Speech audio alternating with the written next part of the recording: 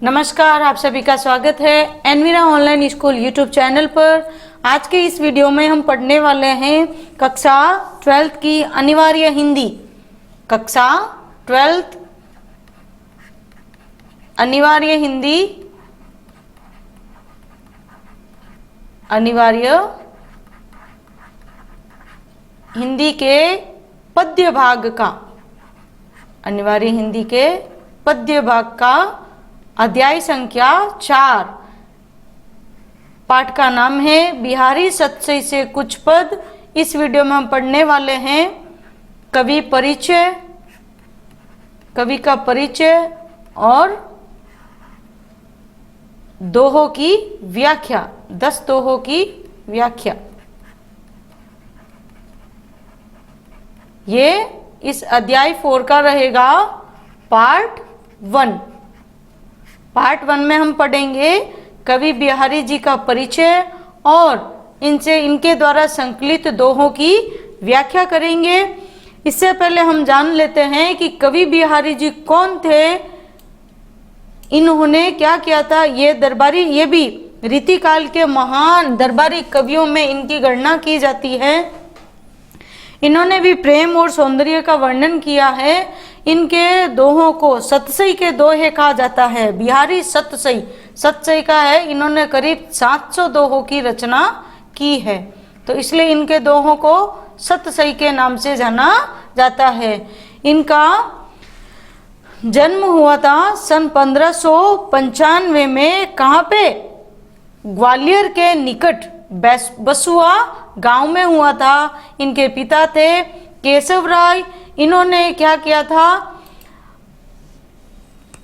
आमेर के राजा मिर्जा जय सिंह के ये दरबारी कवि थे और वहीं पे वहाँ उन्होंने उन राजा को, किनको, जिन राजा के दरबारी कवि थे। अब कवियों का कर्तव्य होता है अपने राजा को, यदि वो कर्तव्य से विमुख हो जाते हैं तो उनको सचेत करना। तो उनको कवि बिहारी जी ने अपने एक दोहे के माध्यम से सचेत किया था। उनका दोहा इस तरीके से है, नहीं पराग नहीं मधुर मधु, नहीं विकस यह काल, अली कली ही शो बंदियो, आगे कौन हवाल। तो कवि के इस दोहे से जो काव्य कला का पार की राजा था उसको इस बात का ज्ञान हो गया और उन्होंने इन बिहारी जी का सम्मान किया और दरबार में उनको सम्मानजनक स्थान भी दिया। यानी इस दोहे ने राजा की आंखें खोल दी थी। और फिर आगे कवि बिहारी जी ने सतसई की रचना की, जिसमें क्या किया था उन्होंने, यानी इनकी जो रचनाओं का आधार है वो कौन सा है, भक्ति, नीति, श्रृंगार, प्रकृति चित्रण, ज्योतिष एवं बहुआयामी ज्ञान पर आधारित दोहों की रचना करके अक्षय कीर्ति प्राप्त की। इनकी भाषा मानी जाती है, प्रमुख भाषा मानी जाती है इनकी ब्रिज भाषा, यानी इनका ब्रिज भाषा पर पूर्ण अधिकार माना जाता है। प्रिय अलंकार इनका माना जाता है श्लेष अलंकार, श्लेष और यमक, कहीं कहीं पे उपमा, उत्प्रेक्षा, यानी जो प्रमुख अलंकार है उनका वर्णन किया है। और अतिशयोक्ति अलंकार तो इन्होंने बहुत ही ज़्यादा श्रृंगार का वर्णन किया है, रूप का। तो अतिशयोक्ति अलंकार, इन प्रमुख अलंकारों का प्रयोग किया है। इनकी रचनाओं में राधा कृष्ण की भक्ति देखने को मिलती है, राधा कृष्ण की भक्ति देखने को मिलती है।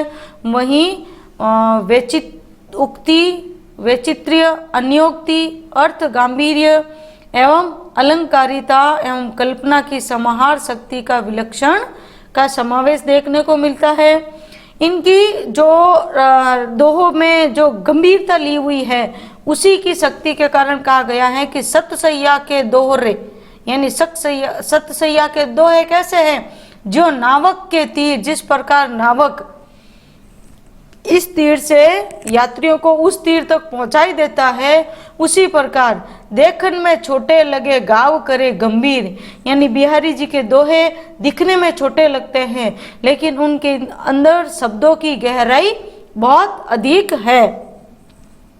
शब्द चयन इनका सटीक और प्रभावशाली माना जाता है और इन्होंने वर्णनात्मक और ये चित्रात्मक शैली का प्रयोग किया है। श्रृंगार रस की प्रधानता है और कहीं कहीं वियोग श्रृंगार रस भी देखने को मिलता है। इनका जो है गागर में सागर बढ़ने वाली इनकी कौन सी है कि गागर में सागर भरना इनकी रचनाओं के संदर्भ में कहा जाता है। गागर में सागर बढ़ने की कला किनको थी? कवि बिहारी जी को महारत हासिल थी। प्रस्तुत जो पाठ दिया है इसमें हमारे लिए क्या दिया है? भक्ति नीति और किसके? भक्ति नीति और श्रृंगार के दोहे लिए गए हैं।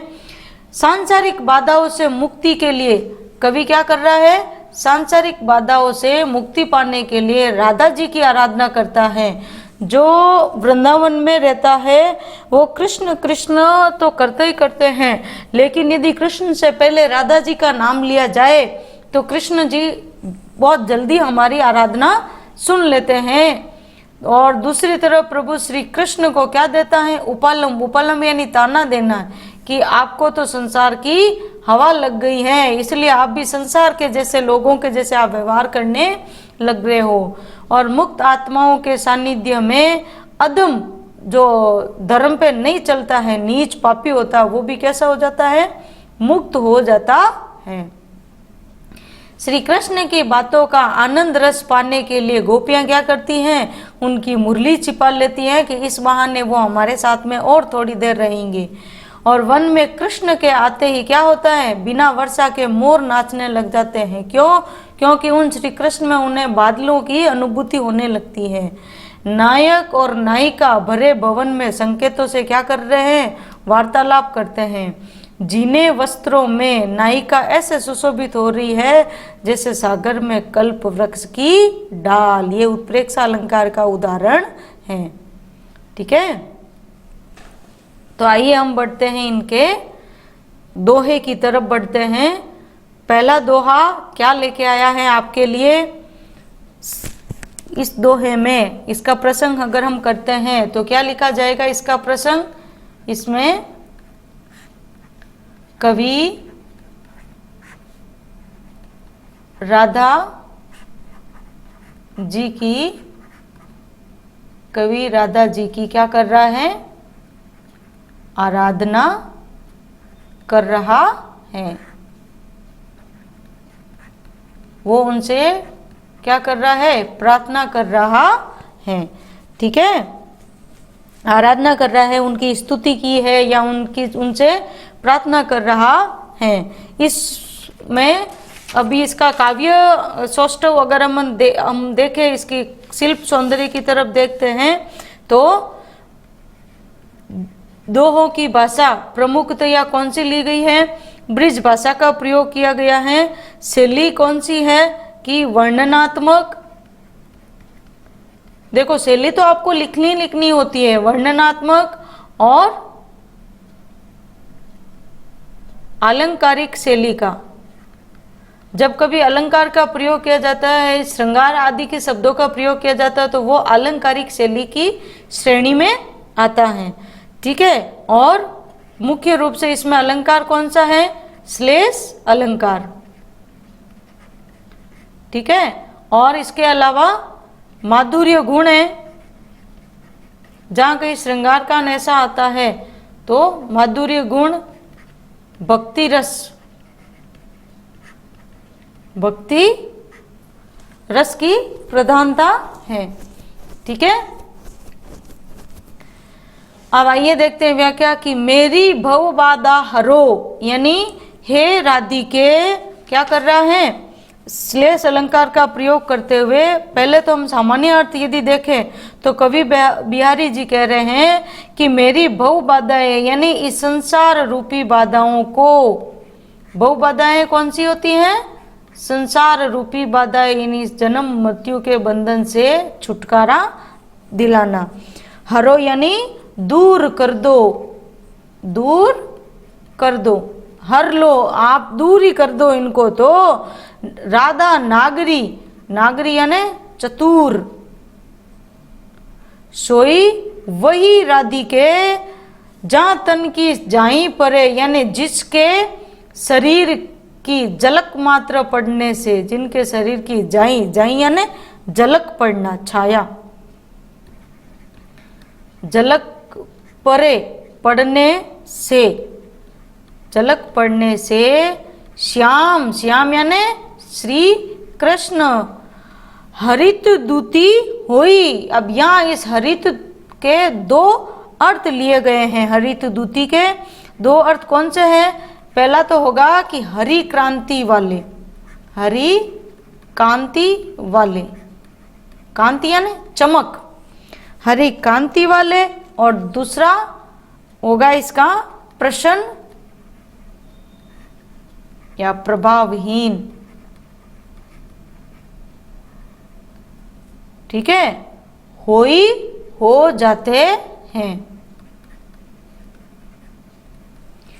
ठीक है, हे चतुर राधिके, वो मेरी सभी सांसारिक कष्टों को दूर करो, जिनके शरीर की सुंदर झलक पड़ने से, जिनके सुंदर स्वरूप की झलक मात्र पड़ने से श्याम हरित दूती हुई, यानी जिनके श्री कृष्ण कैसे हो जाते हैं? अत्यंत प्रसन्न हो जाते हैं, या श्री कृष्ण के शरीर की नीली कांति कैसी हो जाती है?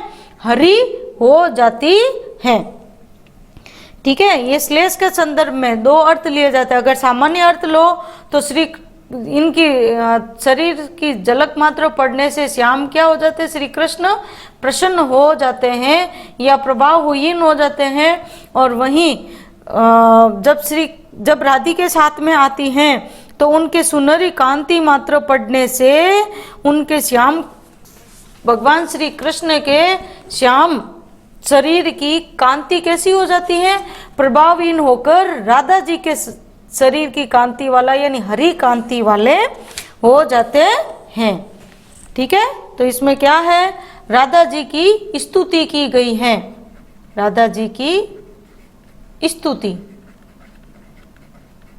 ठीक है, या राधा जी से प्रार्थना की गई है संसार के कष्टों को दूर करने की समर्थ ब्रज भाषा का प्रयोग किया गया है। आइए बढ़ते हैं दूसरे दोहों की ओर। दूसरा दोहा क्या कह रहा है? तो पर वारो उर्वशी सुनी राधि के सुजान, तू मोहन के उर्वशी हवे उर्वशी समान। तो पहले इसका हम क्या जान लेते हैं? प्रसंग जान लेते हैं, इसमें क्या दिया गया है। तो इसका प्रसंग होगा कि राधा श्री कृष्ण एवं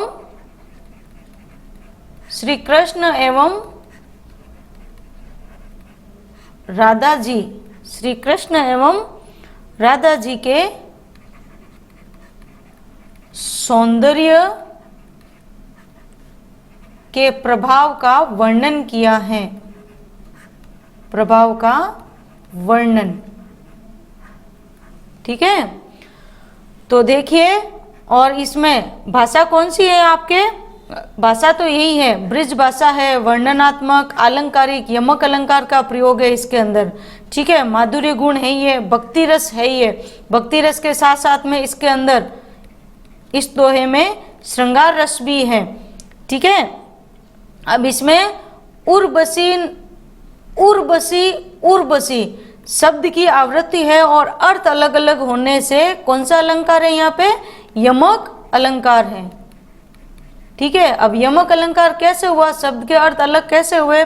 तो आइए अब अभी जानते हैं हम कि हे तो ऊपर यानी आप पर या उन पर,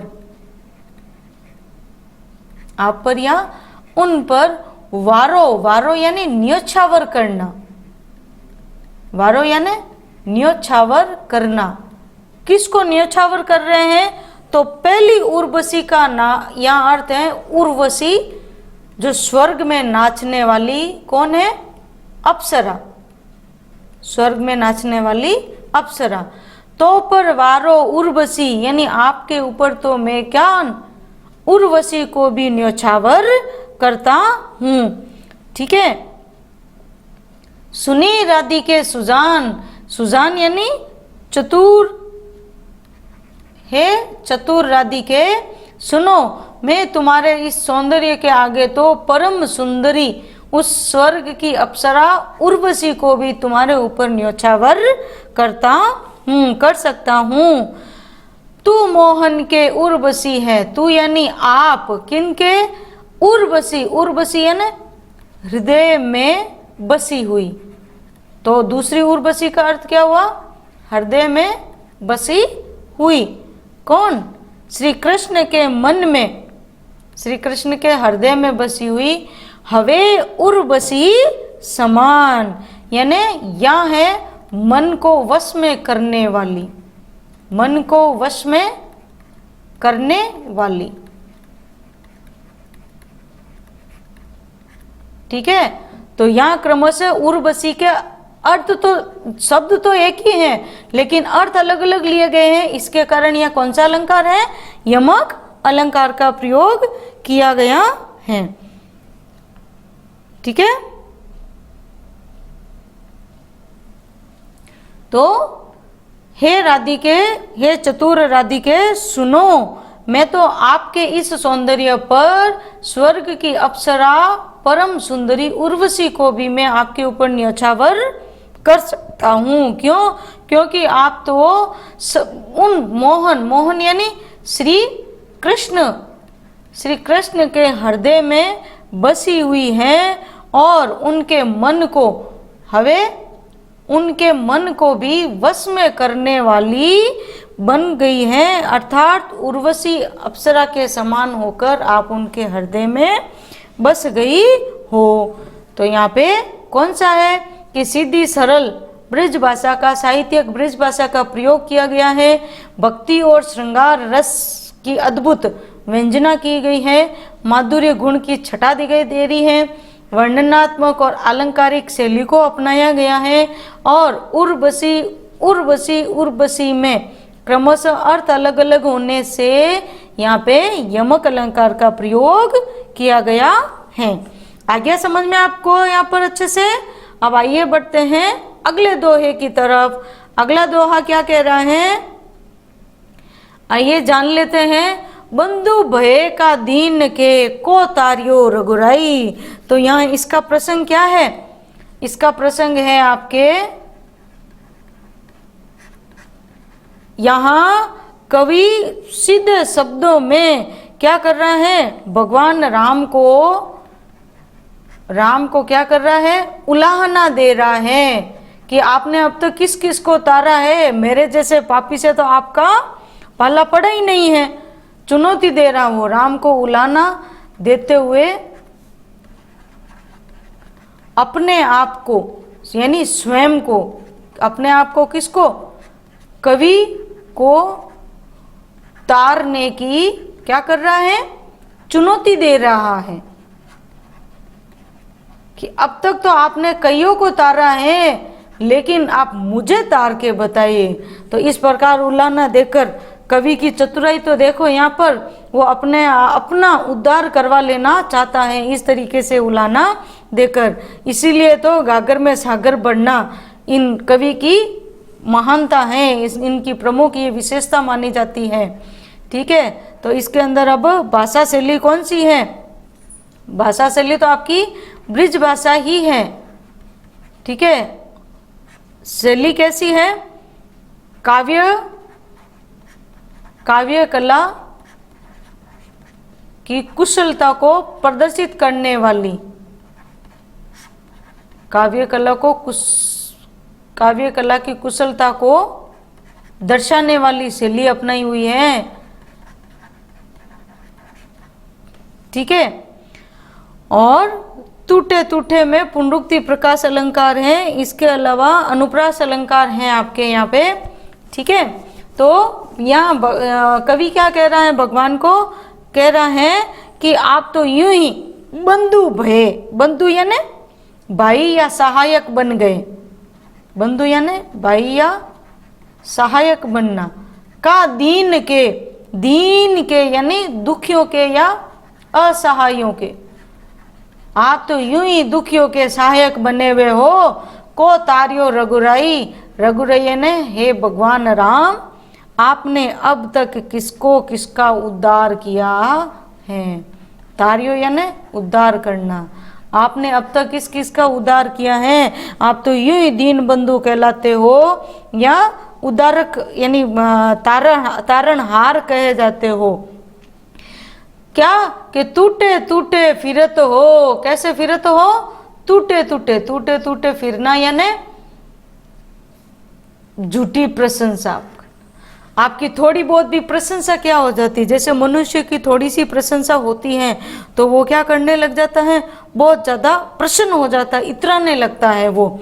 तो वहां पे भी यही है कि बड़े संतुष्ट होना। टूटे यानी बड़े संतुष्ट होना। भगवान संतुष्ट हो रहे, ओहो मैंने इतनों का उद्धार कर दिया है। कवि के अनुसार फिरत हो यानी घूमते हो या इतराते हो, बड़े प्रसन्न होकर इतरा रहे हो, तारणहार बन के। झूठे बिरद कराई, झूठे बिरद कहाई, कहाई है यहाँ पे। बिरद यानी आप तो यूं ही, आपकी ये क्या है, सारी झूठी प्रशंसा हो रही है। आप तो मुझे तार के दिखाओ तो मैं मानूं कि तुम सच्चे उद्धारक हो। सच तो यह है कि आपने तो तारा ही तारा, अब तक कईयों को तारा, लेकिन मुझ जैसे पापी से आपका पाला कहाँ पड़ा है। मुझे तार के बताओ तो मैं आपकी इस यश और प्रशंसा को मानूं, बाकी आपकी ये झूठी प्रशंसा ही हो रही है। ठीक है। तो यहाँ कवि की जो काव्य शैली है, ठीक है, कौन सी, गागर में सागर बनना। गागर में सागर बनना कहावत को चरितार्थ करती है। गागर में सागर बनना, ये कहावत यहाँ पे क्या हो रही है, चरितार्थ हो रही है। भगवान को चुनौती दे रहा सीधे सीधे कवि। ठीक है, आगे समझ में आपको। आइए बढ़ते हैं अगले दोहे की तरफ। अगला दोहा क्या कह रहा है। अगला दोहा भी ठीक वैसे ही। अब पहले में उन्होंने भगवान को चुनौती दी है, अब चुनौती देने के बाद में फिर वो क्या कर रहा है, अरदास कर रहा है। कैसे अरदास कर रहा है कि मैं प्रभु से अरदास करते हुए कह रहा है कि मैं तो आपकी कब से आराधना कर रहा हूं, आप मेरी पुकार नहीं सुन रहे हैं। प्रभु से अरदास करते हुए कहता है कि आप मेरी करुण पुकार कब सुनेंगे। वो क्या कर रहा है, अपने प्रभु से आराधना करते हुए कह रहा है कि आप मेरी इस प्रार्थना को कब सुनेंगे। अब इससे पहले इसमें हम जान लेते हैं इसमें कैसी शैली अपनाई हुई है। ठीक है, तो भाषा शैली कैसी है आपकी। भाषा तो कौन सी है कि ब्रिज भाषा का प्रयोग है। ठीक है, और उपालम दिया हुआ है। उपालम देना या व्यंग्यपूर्ण शैली अपनाना, यानी अब तक इतनों का तो कर दिया उदाहरण, सबकी सुन रहे हैं, मेरी नहीं सुन रहे, लग रहा है कि इनको संसार की हवा लग गई है। तो व्यंग्य करना, संसार की हवा लगना क्या है, लक्षणा शब्द शक्ति का प्रयोग है। लक्षणा शब्द शक्ति का प्रयोग, लक्षणा व्यंजना दोनों साथ में आई है। ठीक है, देखते हैं। कब को टेर तो दीन रट, हे प्रभु मैं कब से दीनता भरी, टेर दीन रट यानी दीनता भरी, करुणा भरी, दीनता भरी क्या कर रहा हूं, दीनता भरी पुकार रहा हूं। दीनता भरी पुकार से, रट से आपको टेर तू यानी मैं आपको पुकार रही हूं, पुकार रहा हूं। हो तन श्याम सहाई, हे प्रभु आप हैं कि मेरी इस पुकार को सुनकर भी आप श्याम सहाय यानी मेरे, आप श्री कृष्ण होकर भी मेरी सहायता क्या नहीं, सहायता नहीं कर रहे हो, मेरी इस पुकार को आप सुन नहीं रहे हो, सुनकर भी क्या कर रहे हो, आप अनसुनी कर रहे हो मेरे को। तुमो लागी, मुझे तो लगता है, तुमो यानी आपको भी क्या लागी जगत गुरु, आपको भी इस संसार की हवा लग गई है। हे जननायक, जगनायक, जगबाई, जगबाई यानी संसार की हवा लगना, बाई यानी हवा। मुझे तो लगता है कि आपको भी संसार की हवा लग गई है, जो अगर ऐसा नहीं होता तो मेरी पुकार आप सुनकर मेरी सहायता करने आते। और वही ये संसार जैसे गरीबों की क्या करता है, गरीबों की जैसे उसको क्या बोलते हैं, अनदेखा करना या अपेक्षा करना, उपेक्षा करना, सॉरी, उपेक्षा करता है, उसी प्रकार आप भी मुझे क्या कर रहे हो, मुझे अनदेखा कर रहे हो। मैं गरीब हूं इसलिए मैं कब से आपकी और करुण पुकार से आपको कर रहा हूं, लेकिन फिर भी आप मेरी तरफ ध्यान ही नहीं दे रहे हो। तो मुझे तो लग रहा है जगत के विश्व जगत के नायक, आपको तो इस संसार की हवा लग गई है। ठीक है, तो यहाँ क्या दिया है, भगवान को उपालम दिया है, उनके ऊपर व्यंग्य किया है, तो उपालम या व्यंग्यपूर्ण शैली को अपनाया गया है। फिर लक्षणा, किसका लक्षणा, किसकी और लक्षण किया है कि जगत भाई, ये जगनायक जगबाई, तो इसमें लक्षणा शब्द शक्ति का प्रयोग किया गया है। ठीक है, यहाँ कवि की क्या हो रही है, चतुराई प्रकट हो रही है। आगे समझ में आपको यहाँ तक। आइए बढ़ते हैं अगले दोहे की तरफ। अगला दोहा क्या कह रहा है, या अनुरागी चित्त की गति समुझे नहीं कोई, ज्यों ज्यों बूढ़े श्याम रंग त्यों त्यों उज्ज्वलु होय। यानी श्याम रंग काले रंग में डूबने पर सफेद कैसा हो रहा है, तो यहाँ विरोधाभास अलंकार का प्रयोग करके एक विचित्र व्यवहार को प्रस्तुत कर रहा है। यानी प्रेमियों या प्रेमियों की गति का वर्णन किया गया है, प्रेमियों की गति का वर्णन किया गया है। यानी ये प्रेम की भाषा आसानी से किसी को समझ में नहीं आती है, और जिसको समझ में आ ही जाती है ना, तो प्रेम नहीं करने वालों के तो कभी समझ में आएगी ही नहीं। प्रेमी के मन की जो दशा होती है उसका वर्णन किया है। ठीक है, तो यहाँ पे अलग क्या है, आपके, एक तो जो पहले इस दूसरी पंक्ति में तो विरोधाभास अलंकार है। ठीक है, यानी श्याम रंग काले रंग में डूबने पर भी सफेद होना विरोधाभास अलंकार है।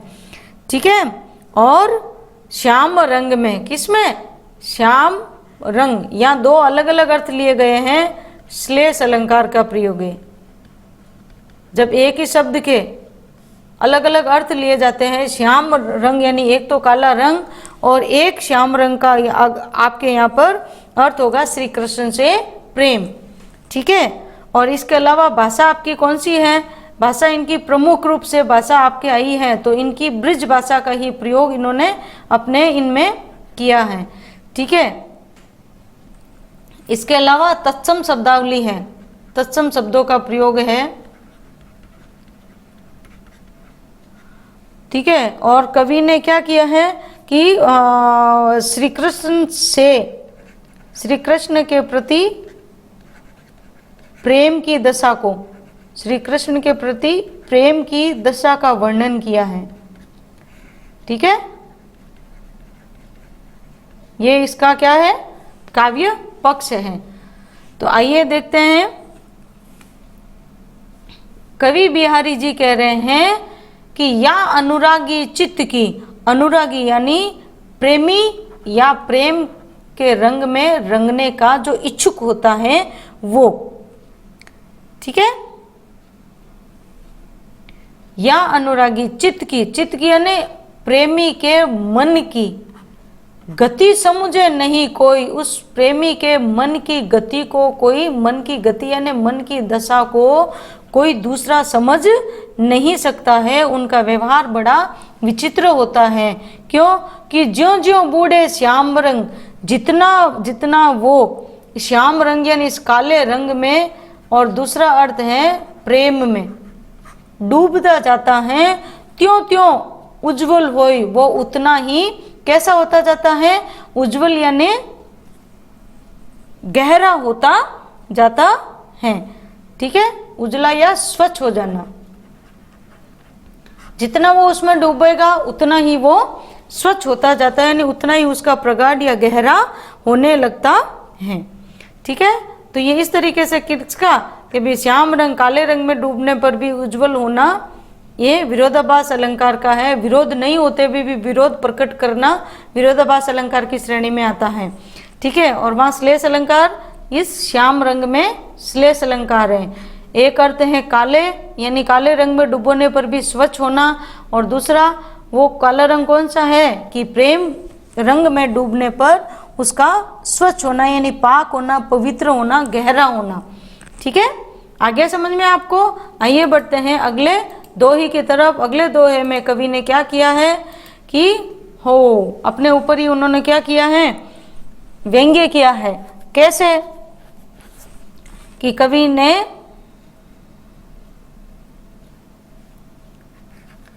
भजन करने की या सांसारिक विषयों से दूर रहने, सांसारिक विषयों से दूर रहने का संदेश दिया है। सांसारिक विषयों से दूर रहने का संदेश दिया है। ठीक है, अब इसमें देखो क्या, भजन कयो ताते भजियो, भजियो न एको बार, दूरी भजन जाते कयो सोते भजियो गंवार। अब इसमें क्या शब्द आया है, देखो भजन और भजन शब्द की आवृत्ति है। भजियो यहाँ पे भी भजियो, यहाँ पे भी भजियो। तो यहाँ पे कौन कौन से अलंकार आए हैं आपके, इसमें अलंकार आए हैं यमक, इसके अलावा अनुप्रास। ठीक है, शैली अपनाई है इन्होंने उपदेशात्मक,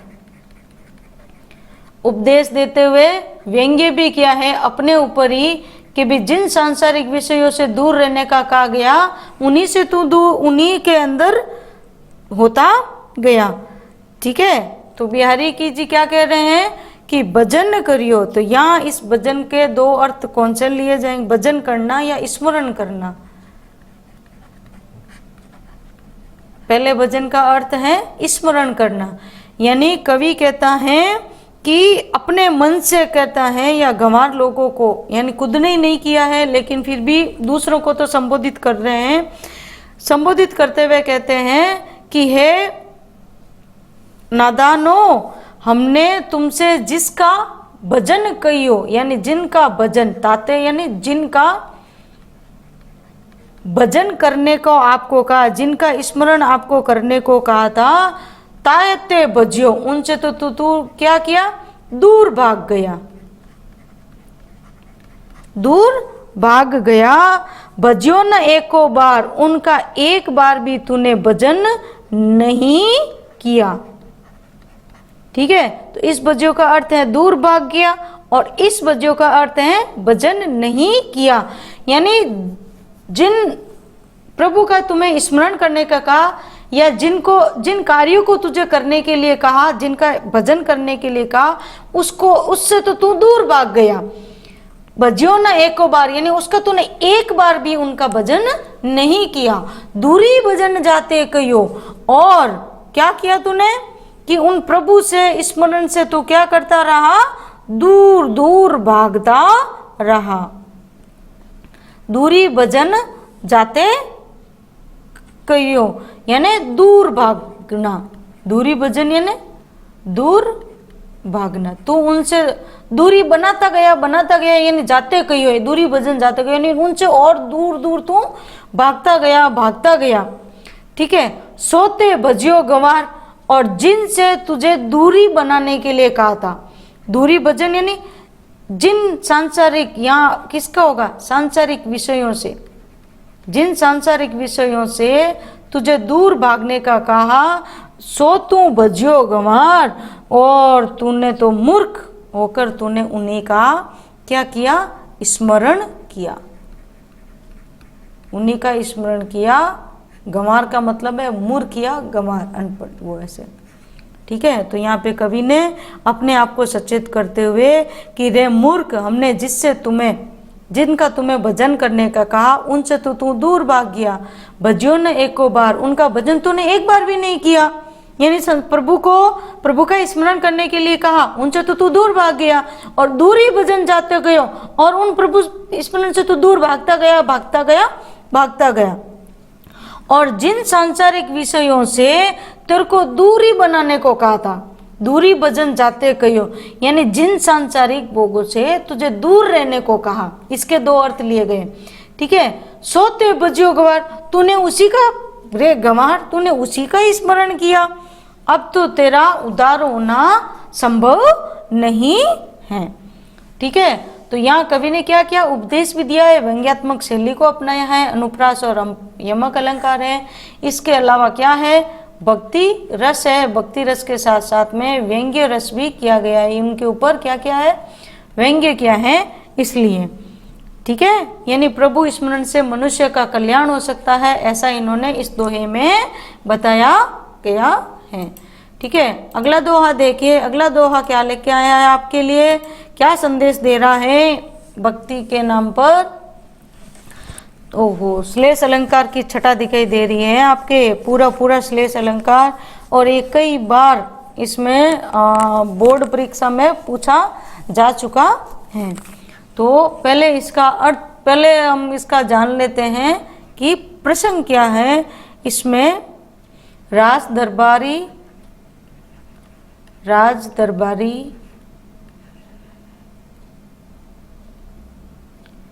में व्याप्त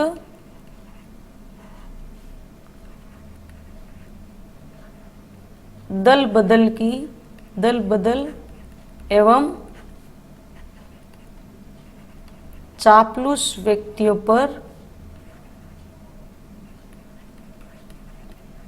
पर व्यंग्य किया है, और वहीं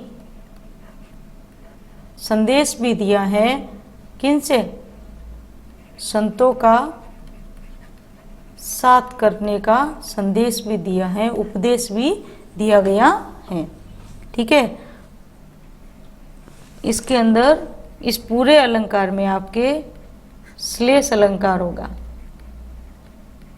श्लेष अलंकार का चमत्कार पूर्ण प्रयोग आपको यहाँ देखने को मिलेगा। सत्संग की महिमा बताई है इसमें, तो श्लेष अलंकार के माध्यम से ही बताई है। तो आइए हम इसका अर्थ करके देख लेते हैं। अजो यानी अब भी, अजो तरियोना ही रयो, श्रुति सेवत इक रंग, नाक वास बेसरी लयो, बसी मुकुतन के संग। अब इस छोटे से दोहे में कितने अलग अलग अर्थ निकाले जाएंगे वो आप देखिएगा। अजो यानी अब तक या अभी भी, तरियोना, अब तरियोना के यहाँ दो अर्थ लिए गए हैं। तरियो ना यानी तरा नहीं, तर नहीं सका, और एक दूसरा है कान का आभूषण। तरियोना का एक अर्थ है कान का आभूषण, और दूसरा अर्थ है आपके तर नहीं सका या पार नहीं हो सका, तर नहीं सका, ठीक है, जो अपना उद्धार नहीं करवा सका। श्रुति का अर्थ होता है यहाँ पे, एक अर्थ लिया हुआ है कान और दूसरा है आपके अर्थ वेद, ठीक है। कान का आभूषण आया तो कान आएंगे, तर नहीं सका कैसे है कि वेदों का अध्ययन करके भी तर नहीं सका। सेवत का अर्थ होता है सेवा करना, सेवत का अर्थ सेवा करना, और दूसरा सेवत का अर्थ होगा शोभा बढ़ाना। कान का आभूषण कान की शोभा बढ़ाता है, तो शोभा बढ़ाना, दो दो अर्थ लिए गए हैं, ठीक है। इक रंग यानी इन दोनों के एक ही अंग है, एक ही रंग है, किसके, कान के और वेद के, कान के और वेद के एक ही रंग है,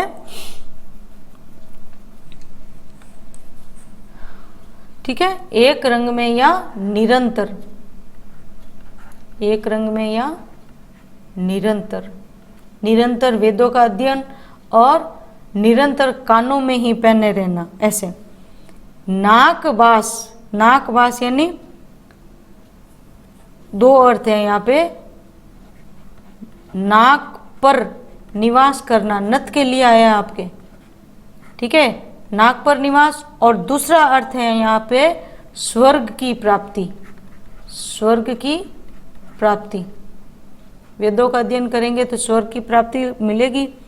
फिर बेसरी, बेसरी जो नाक में एक आभूषण पहना जाता है, तो नाक का आभूषण, नाक का आभूषण। और दूसरा अर्थ है आपके बेसरी यानी सामान्य, लइयो यानी प्राप्त करना, लेना या प्राप्त करना।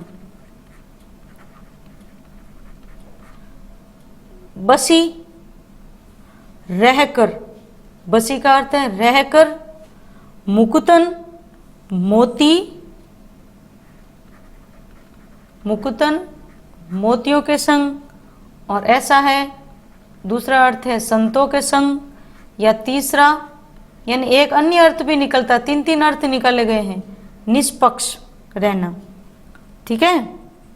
बसी मुकुतन के संग यानी साथ में रहने से, किन के साथ में रहने से, किस तरीके से, तो यहाँ पे इसके माध्यम से यानी दरबारी कवियों, दरबारियों की भी बता दी है, नाक के आभूषणों की भी बता दी है, और संतों के संग की महिमा को भी बता दिया। यहाँ पे तीन तीन अर्थ आपके एक साथ में लिए जाएंगे, ठीक है।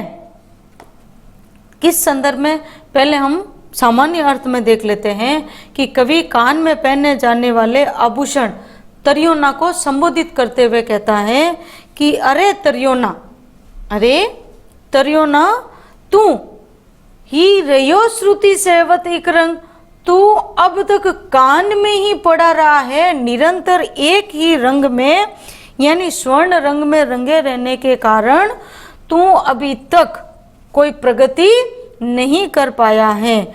आज तक तू केवल कानों में ही पहना जा रहा है, जबकि नाकवास बेसरी लयो, जबकि मोतियों को साथ में लेने के कारण, बसी मुकुतन के संग यानी मोतियों के साथ लेने के कारण क्या, बेसर, बेसर यानी नाक का एक आभूषण है और व्यक्ति के सम्मान का प्रतीक है, जिन्होंने नाक का स्थान प्राप्त कर लिया है। एक नथ का आभूषण, नथ जो पहनी जाती हैं तो उनमें नथ में मोतियों का प्रयोग किया जाता है, तो उसने जब मोतियों का साथ किया था तो उसको नाक पे यानी एक सम्मान्य स्थान उसको मिल गया है। अब ये श्लेष के संदर्भ में इसका अर्थ देखा जाए तो क्या कहते हैं, अब यहाँ तरियोना की कैसे होगा कि एक निष्ठा भाव से यानी अभी तक एक ही निष्ठा भाव से तरियोना ही रहे श्रुति सेवत यानी तूने वेदों का अध्ययन करने वाले, तू अभी तक अपना तरियोना यानी अपना उद्धार नहीं कर पाया है,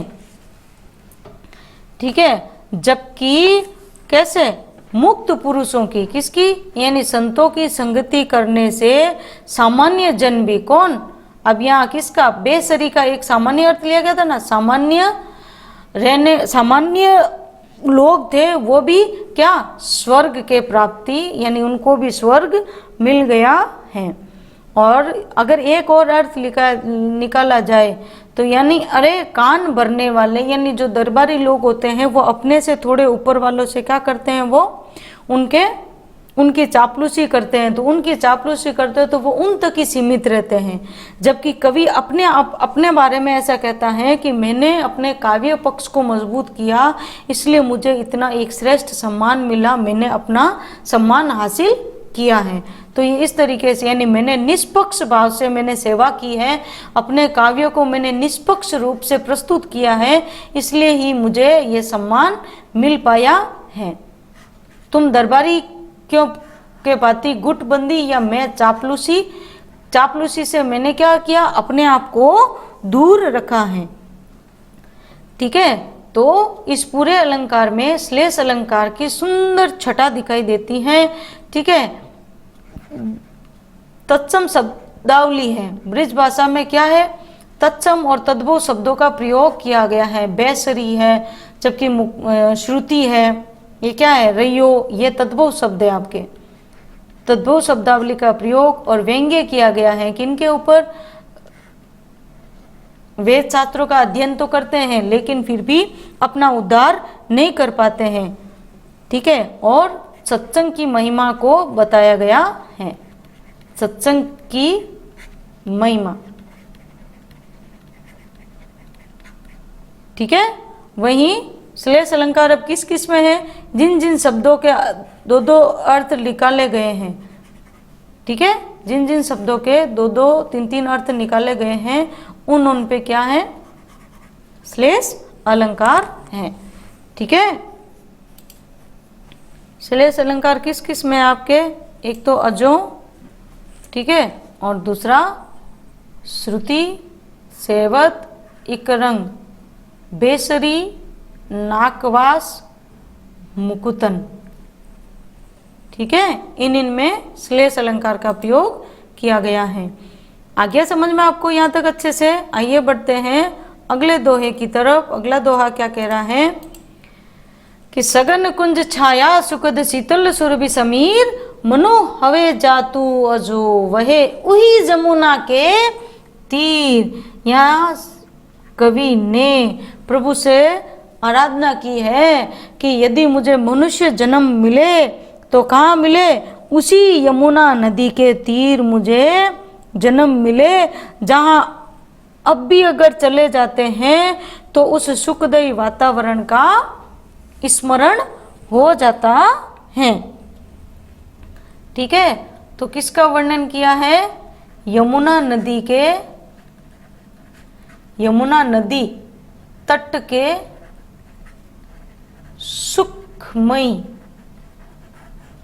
सुखमयी वातावरण का वर्णन किया है। ठीक है, आज भी मनुष्य वहां जाता है तो उसको वो सुंदर दृश्य उसके सामने आ ही जाते हैं, भले ही कितने पुराने समय में, बहुत प्राचीन समय में क्यों नहीं हुए हो, लेकिन आज भी वो उसकी अनुभूति करा ही देते हैं। ठीक है, तो इसमें प्रकृति का वर्णन किया है, तो जब कभी भी प्रकृति का वर्णन किया जाता है तो वहां पे प्रसाद गुण आता है।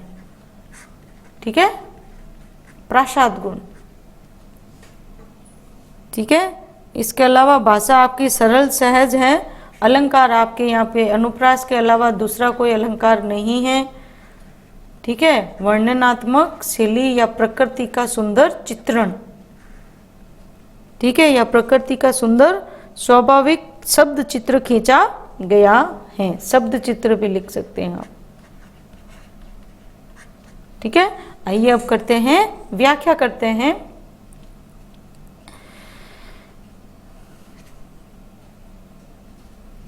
सगन कुंज यानी जिस यमुना के तटों पर, जिस यमुना के तटों पर सगन, सगन यानी घने, घने कुंज वन, कुंज छाया सुखद, सुखदायी छाया घने कुंजों की है, शीतल जहां पे ठंडी, सुरभि और सुगंधित, ठंडी सुगंधित समीर हवा बहती है। ठीक है, जहां जिस यमुना के तट पर कुंजों की क्या है, सुखदायी, कुंजों की कहां पे, वृक्षों की, कुंजों की वृक्षों की सुखदायी छाया है, जहां पे पुष्पों की मधुर सुगंधित हवा यानी पवन चलती है। उस यमुना के तट पर पहुंचने पर मनु यानी मनुष्य या व्यक्ति हवे हो जाता है, हवे जातु, जातु यानी हो जाता है। अजो वहे, अजो वहे यानी अभी के जैसा ही, उस समय आज भी व्यक्ति, अजो वहे आज भी, वही जमुना के तीर यानी उस यमुना के तट पर पहुंचने पर आज भी व्यक्ति उस आनंदमय किसमें सुखमय वातावरण में जा पहुंचता है जहाँ श्री कृष्ण अपनी रास क्रीड़ाएं करते थे, जहाँ श्री कृष्ण की रास लीलाएं हुई थी, रास लीलाएं या रास क्रीड़ाएं हुई थी। ठीक है, यानी आज भी जब यमुना नदी के तट पर जाते हैं तो हमारे भीतर वो दृश्य आ ही जाता है, वो सुखदायी वातावरण हमारे आंखों के सामने तैर जाता है। तो यहाँ श्री कृष्ण के प्रति बिहारी जी ने अपनी भक्ति को प्रकट किया है। ठीक है, आइए बढ़ते हैं अगले दोहे की तरफ। अगला दोहा क्या कह रहा है? श्री कृष्ण की सुंदर छटा का वर्णन किया है और इसमें आपके हैं उत्प्रेक्षा अलंकार है। ठीक है, कौन सा अलंकार होगा? उत्प्रेक्षा अलंकार है। सोहत ओडे पीत पटु, सोहत ओडे यानी जिनके पीले वस्त्र, सोहत ओडे जिनके पीले वस्त्र सुशोभित हो रहे हैं। तो इसमें श्री कृष्ण के प्रसंग क्या होगा इसका? श्री कृष्ण के श्याम शरीर में, श्री कृष्ण के श्याम शरीर में सूर्योदय कालीन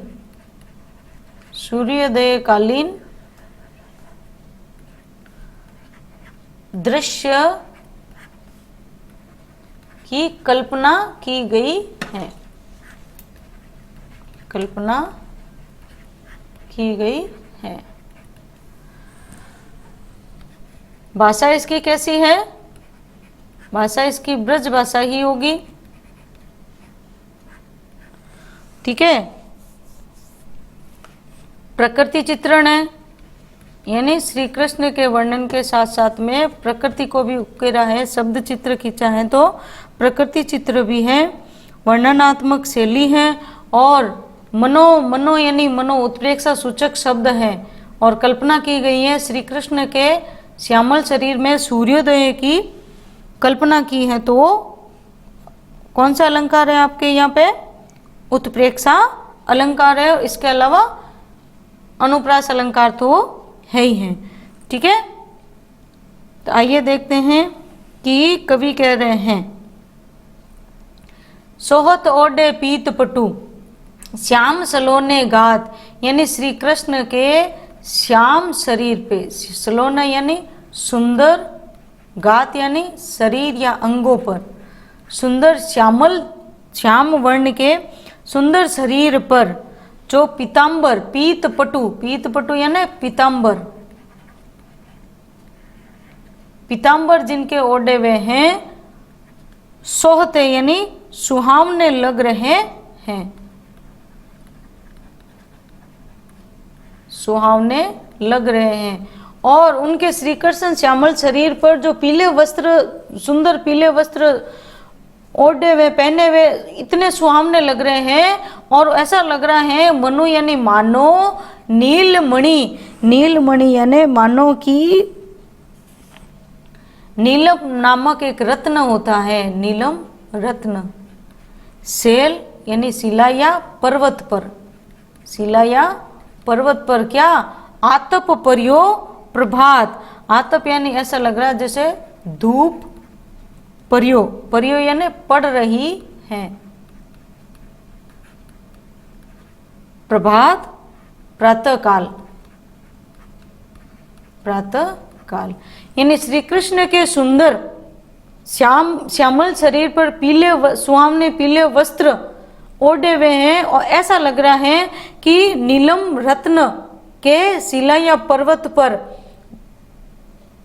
प्रातः काल में जो धूप, ऐसा लग रहा है कि प्रातः काल में उनके ऊपर धूप पड़ रही है। यानी कवि ने इसके अंदर अपने क्या किया है? उत्प्रेक्षा अलंकार यानी कल्पना की है श्याम, उन श्री कृष्ण के श्याम शरीर में। आगे समझ में आपको कि मानो किसी नीलम की शिला पर प्रातः काल की क्या पड़ रही है? पीली धूप पड़ रही है। ठीक है, आगे आइए देखिए आगे का दोहा क्या कह रहा है आपको। पहले समझ लेते हैं, इसका प्रसंग समझ लेते हैं। इही आस अटकियो, दोहा संख्या 10 है ये, ठीक है, इस पार्ट का अंतिम दोहा है। प्रसंग समझ लेते हैं पहले हम इसका, कि अन्योक्ति के माध्यम से, अन्योक्ति अलंकार का उदाहरण लेते हुए किसमें, प्रतीक्षा या आशा के मोह में, आशा के मोह में अटके मनुष्यों की प्रवृत्ति पर व्यंग्य किया गया है, प्रवृत्ति पर व्यंग्य किया गया है।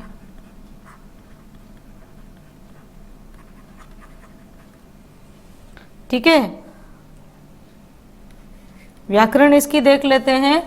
व्याकरण कैसा है, शैली कौन सी होगी, अलंकारिक और अन्योक्ति परक, यानी एक पंक्ति के माध्यम के उसके माध्यम से दूसरा अर्थ समझाना, तो अन्योक्ति अलंकार का उदाहरण है। अन्योक्ति अलंकार का प्रयोग किया है। भाषा कौन सी है आपकी, कि ब्रिज भाषा, ठीक है, और व्यंग्य किया हुआ है तो व्यंग्य रस, ठीक है, और प्रतीकात्मक शैली भी कह सकते हैं अपन। प्रतीकात्मक यानी दूसरा अर्थ निकाला जा रहा है ना, इसलिए प्रतीकात्मक शैली भी अपनाई गई है, प्रतीकात्मक शब्दों का प्रयोग किया गया है। ठीक है, अब क्या कह रहे हैं कि ग्रीष्म ऋतु जब आती है तो उसके गुलाब के पौधे पर खिलने वाले जब सुंदर फूल, जैसे जो दृश्य जो पहले होता है, अब ये कवि ये कह रहा है कि जो आपके अतीत में बीत चुका है और वही आपको भविष्य में वापस मिलने वाला है, इस आस में आप अपना वर्तमान क्यों खराब कर रहे हो। तो इन्होंने किसके माध्यम से, बोरों के माध्यम से मनुष्य को, मनुष्य की जो आशावादी है, किसके ऊपर, आशा के मोह में, कि वही समय उनका लौटकर वापस आएगा, इसमें हमें नहीं रहना चाहिए, हमें अपने वर्तमान को जीना चाहिए। भूत छोड़ भविष्य की सोच और वर्तमान को तू अपना दृढ़ कर, यानी जो आपका वर्तमान है हमें उस पर जीना चाहिए और अपने भविष्य को सुदृढ़ बनाना चाहिए, बजाय कि भूतकाल पे जो हो गया था उसके ऊपर आप चर्चा करो। ठीक है, तो कवि ने अन्योक्ति के माध्यम से उन्हीं पर व्यक्त किया है कि ग्रीष्म ऋतु आने पर इही आस अटकियो, ई यानी इसी आस में, आस यानी आशा में, अटकियो, अटकियो का अर्थ है अटका हुआ या ठहर जाना, अटका हुआ, रह तू वो रह जाता है, उसी के ऊपर बैठा रह जाता है। अली यानी भौरा, भौरा गुलाब के मूल, वो किसके ऊपर बैठ जाता है, वो उस गुलाब की जो मूल यानी जड़। ग्रीष्म ऋतु में क्या होता है कि गुलाब के पौधे पर खिलने वाले सुंदर सुंदर और सुगंधित फूल अदृश्य हो जाते हैं, पीछे क्या बचता है, वो कंटीली केवल डालियां। लेकिन फिर भी जो भौरा होता है वो उन जड़ों पर भी इसी आशा में अटका हुआ रहता है कि हवे है फेरी बसंत ऋतु, फिर से बसंत ऋतु आएगी और इन डारनों वे फूल, इन डारनों यानी इन डालियों पर फिर से वही फूल खिलेंगे। वो इसी आशा में उस गुलाब की डालियों पर, सूखी डालियों पर, जड़ों पर बैठा रहता है। तो भौरे के माध्यम से या अन्योक्ति यानी भौरे के माध्यम से उन व्यक्तियों के ऊपर उक्ति कही है, अन्य उक्ति कही है कि सुख साधन छीन जाने के बाद, नष्ट हो जाने बाद, हम उसी आशा में, हमें फिर से भौरे की भांति हमें उस आशा में नहीं बैठा रहना चाहिए कि अनुकूल समय फिर से आएगा और फिर से हमें वो या फूल यानी उन्हीं सुख साधनों को भोगने का अवसर मिलेगा। तो हमें ऐसी आशा पर नहीं अटकते रहना है, जो हो गया वो हो गया, बीती ताही बिसार दे आगे की सुधी ले। इसमें इसी यही आपके चरितार्थ हो रही है कि बीती ताही बिसार दे, जो बीत गया है उसको भूलो और आगे की सुधी ले, यानी आपको अपने आने वाले भविष्य की क्या करना चाहिए, उसको सुदृढ़ दृढ़ बनाना चाहिए, उसको मजबूत बनाना चाहिए। हमें किसी तरह की इस आशा में नहीं टिके रहना है कि हमारा अनुकूल समय आएगा ना हम फिर से वो सुख साधन भोगेंगे। हमें ऐसे ही आशा नहीं रखनी है। यही संदेश इस कवि ने इस दोहे में दिया है। तो बाकी का दोहों की व्याख्या और अभ्यास प्रश्न हम दूसरे पार्ट में पढ़ेंगे। आज की वीडियो को पूरा देखने के लिए आपका बहुत बहुत धन्यवाद। आप इसको आगे भी शेयर कीजिएगा, लाइक कीजिएगा, कमेंट कीजिएगा, ताकि हमारा उत्साहवर्धन होता रहे। धन्यवाद।